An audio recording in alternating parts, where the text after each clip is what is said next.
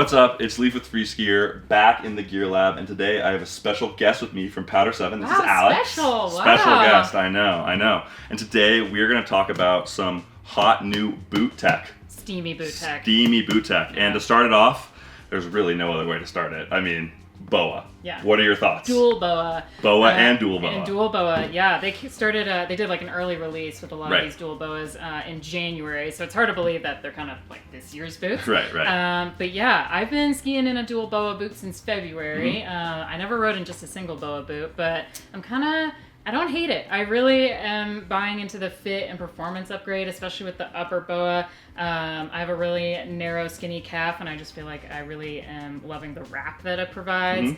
And it's pretty easy to use. I think they've addressed a lot of the durability issues. These cables are super strong, and I'm just really enjoying it. Yeah.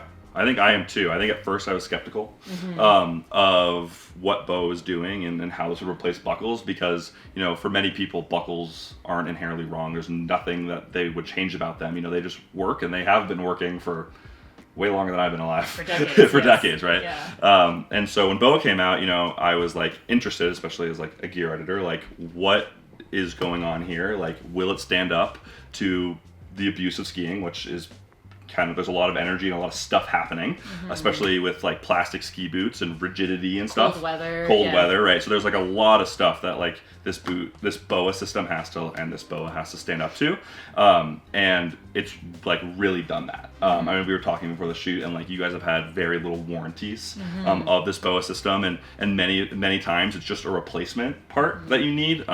Like this piece can pop out and it can be clicked back in, so that happens sometimes. Or if you were to break this cable, which I haven't heard anyone doing, but this boot does come with a lifetime warranty. So they've definitely like gotten to the durability aspect of the boot. And then from like a fit perspective, you know, I'm not as crazy about the lower Boa as I am the upper Boa. I think with the lower Boa, like the way I like my boots fit is I just like it super snug. And so I don't even really buckle my lower buckles. But for the, you know, maybe more intermediate skier or someone who likes to have their boots a little bit looser, I think it's a really great adjustment tool. You know, like you said, like feet change, you know, and so having the ability to do that, I think is super awesome. But the upper Boa, I really like. Yeah, me too. I think from a, like you said, like it wraps around your calf in like this really awesome, amazing way. I think the like way they designed it, like this is one cable here, and so it goes through like two anchor points where like normal like buckles would go, and as you're like pulling the Boa tight, it's pulling this one string across both anchors and basically self-correcting itself as it wraps around your calf. I like to think of it like a rock climbing anchor that's always like protecting itself in a certain way and equalizing. And so it just does a really good job to like match the size of your calf no matter like what size it is, really. And I think with buckles, like you can do that same adjustment, but it takes a lot more trial and error, and this just kind of does it out of the box. Yeah, if you're like I was always micro adjusting my buckles, doing like the third notch is a little bit too tight, but second notch isn't enough, so I might be like at the top of the line spinning my buckle around. Whereas this, I can very reliably just be like, I need this a little bit tighter before I drop in, and just give it a little snug, or back dial it a little bit. So it's just a little bit less to think about. And I think that's true for the lower Boa as well, especially for someone who isn't sized so aggressively. You can kind of run it a little bit more comfortable if you're just cruising around that day, or snug it up before you drop into something challenging for you. So I think it levels up on precision and also ease of use, which is not a bad thing. Totally. And I think the other awesome thing about Boa is that they have like released research about like the performance benefits. Like you can go read their papers right now on the internet about how these boots or how these systems improve performance in some certain areas. I don't remember off the top of my head what they are, but there is some performance upgrade here. It's not like that much better than buckles for, I think, like everyone needs to switch to it, but I think the most important thing here is like Boa has created a super awesome viable option in the boot secure game that like didn't exist in the past. And I think it comes down to like your personal preferences and what you like. Like I ride a double boa boot and I love it, and I have no reason to switch back to buckles because it just like works really well for me. But that might not be the case for everyone. Yeah, and it all comes down to, like, as boot fitters, we're always like, it's the boot that fits your foot. So if a non-boa boot, you know, fits your foot, then that's okay too. Like, boa isn't the ride or die. Yeah. At the end of the day. And if you hate the sound of boas and you want to be buckles forever, then, you know, just don't buy a boa boot. Yeah, it's your choice. At the end of the day, it's your money. Yeah, your money, your feet. So, continuing talking about boa, we have a pretty special boa boot. This is the K2 Cortex. It's brand new, and we really wanted to highlight it on its own because it's super unique for K2. This is kind of their first time creating a super low volume, super powerful boot. I know, Alex, you ride this boot every day for the past 6 or 7 months, maybe? Yeah, I got it in early February, so I rode it through the spring. Yeah, so I'll let you kind of break down your thoughts on it as someone who skis it every day and spends a lot of time with it. I was really excited when K2 announced this when we first heard about it. They kind of described it to us as bridging that gap between like a recreational race boot, like maybe like an Atomic Club Sport or something like that, and kind of like an all-mountain free ride boot. So you've got a very low volume fit in here. They call it like 96 to 98 or something like that with the multi-last. We'll call it 97. And a very snug heel pocket. And it's also very heavy. Like the first time you pick up this boot, it's like, whoa, okay, this has got some heft to it. So there's very thick walls of plastic in here, especially along the lower shell.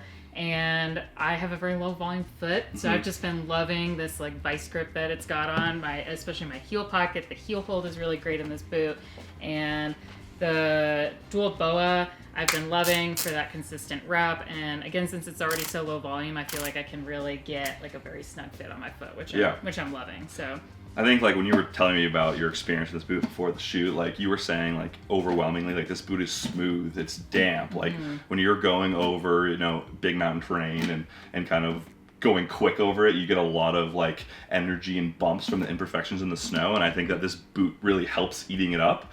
And I think that that's why like really this boot's designed for like that free ride athlete. I know we also talked about how like some free ride athletes are really aggressive skiers, like kind of go to the rec race boot style to get that super low volume fit and something a little bit more dense to kind of charge in. And I think that this really does a service to that user because you still get that thick plastic all over the shell that you still can like shave down and mold in a super great way. But you get some really nice additions to a free ride boot. You get grip lock. Yeah. Obviously you get boa, which is pretty cool. Yeah. Nice. And then you like get a fully heat moldable liner, as well as a liner that you can lace, and like a removable tongue to help with instep. And so it's just like a really high tech race rec boot that is going to work for a really aggressive skier. It's more easily customizable, and it's going to fit better out of the box right away if you're looking for that ultra snug fit. And you get this nice beefy thick spine, a pretty aggressive forward lean, and it's just like you were talking about, it's very damp. It just chomps up snow, and it really smooths out that ride to give you a confident feel when you're trying to charge hard, which is a huge up. I think last thing I'll say, like you just mentioned that fixed spine, like a lot of boots out there these days, like a lot of people are going to hybrid boots to kind of get that backcountry inbounds application, which I think is amazing, but there's also something to be said about skiing a fixed spine boot that has a lot of weight to it. Once I switched back, I was like, wow, okay, I've got some heft that I can press into my skis with. Yeah, exactly. It's more smooth, This has been the K2 Cortex. Okay, buckle purists, it is your time. This is the Tecnica Mach 1 LV130. Obviously a boot that has a huge cult following. And this year they made some pretty substantial changes. Obviously the T-drive is, brand new and updated. But I think the biggest change here is going to be the fit. And what do you think about that as someone who used to ski this boot? Oh yeah, I was a big Mach 1 LV lover. Again, very low volume foot, need a very tight fit. And I love that boot. I love the way it flexed. I loved everything about it. And this year, the new mold, I think the boot skis great. There's just a little bit more space, and it's not quite working for my foot as much as I would love to. But there's a little bit more space over your instep and on that like medial ankle on the inside. So a little bit more room. It opens up the door a little bit more for more folks, which I think is great ultimately. Yeah, and I think like ski boots are always a unique challenge and thing because everyone's foot is different. And so I think by, the old boot was like very, very low volume and kind of, like we said, has a cult following. So, it fits a specific style and type of foot. And now that they open it up a little bit more, I think it just really opens this range to, like you said, a wide variety of skiers. And I think that's honestly an amazing thing because this boot rocks. Yeah, it skis so well. So good. Yeah. And I think, like, before we get on to the performance of it, I think one more thing to mention too is, like, you do get a slightly different plastic here, but with the new kind of construction and lower shell, like, this boot is still just as customizable as the old one. It kind of has these like speckled pockets here that allow you to kind of punch through this area a little bit easier, as well as a really nice adjustable liner, heat moldable liner. And so before we go into the performance of the boot, which is amazing, I think if you've tried on this boot before in the past, and you've heard all the raving reviews about it, I think you should definitely go try it on again because it is entirely different and it may really work for you. But yeah, moving on to performance, you skied this a long time. You skied the new updated T drive. Like, what do you think? Yeah, the new T drive has got this kind of, they've moved to this bar that has this kind of space between the spine of the boot and where this bar is. So that connection between the upper and the lower shell is supposed to help with power transfer, but by kind of separating it from the spine, you get this kind of more progressive flex. And we were talking earlier, it kind of feels like the boot has a little bit more rebound and it's a little bit more lively. It's kind of just a little bit more like, it's like a playful and poppy ski. Now you suddenly have a playful boot. Totally. I think, like, the old T drive, like, you definitely, when you, like, it was great when you laid it over, it was super there for you and supportive. But, like, you had to kind of stay on top of it and work with it. And I think with, like, this boot, like the rebound you said, it's throwing energy around in a little bit of a more engaging way. And so while you're skiing this boot, like, it's more fun, it's like you don't have to work as hard when you're up to speed and in that sweet spot, especially with like a 130. Like, it really feels fluid and bouncy rather than on and off. Yeah, I think fluid is the right word. Like, that sweet spot's widened. I feel like my old boot had a kind of like, you were unengaged and then you were engaged, and there wasn't any space in between. Whereas there's kind of a range, almost like a cabrio style boot. Totally. With a more smooth if we dare go there. Let's not. But yeah, I think, like, overall, like, super stoked on the changes with this boot. I think it overall skis better and kind of skiing a little bit more with the times that we're in, a little bit more of a creative world of skiers out there. And so I think this aligns really well. And then, some people will definitely be bummed that the fit has changed. But I think it will open this amazing boot up to a wide variety of people. And I think that's awesome. Yeah. Alex, finally, we have the Armada AR One 130. This is obviously Armada's first ever ski boot, and I think it's, like, so amazing that they went down the road of creating a ski boot really for their athletes and their skiers. I mean, Armada has been so foundational in the world of street skiing and park skiing and free skiing. Just free skiing, right? Freeskier. We're in the right place with this boot, and it's just really cool that this boot, has come out for those people, and they did a really good job. Yeah, they crushed it. There's a really, it's really cool to see a boot that's not going in the boa direction, that still has a lot of really cool design and innovation. You've got kind of the hallmark of this design, I'd say, is the combination of the overlap boot and then the three-piece cabrio design, kind of blending both of the best worlds of those things, so you get a nice progressive flex, but also good power. You also got this really fun slingshot buckle by having these kind of 2 points. It's able to kind of pull back a little bit more rather than on the top of your foot. Crush. Rather than crush and snap, especially if you have a high instep. Exactly, I do. Yeah, I really love this slingshot buckle because it pulls above and below my instep, and so it just doesn't hurt.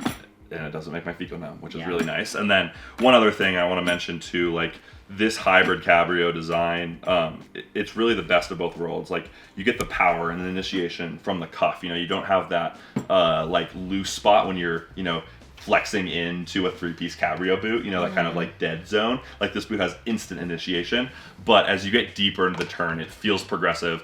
The boot gets more rigid as you're like railing a turn, and so I think it's just a really great combination, honestly. And a side effect of that is the tongue is softer because it's not taking all the energy, which just makes fitting this boot way more comfortable because this isn't as stiff as, let's say, like a full cabrio boot, so it doesn't crush your instep.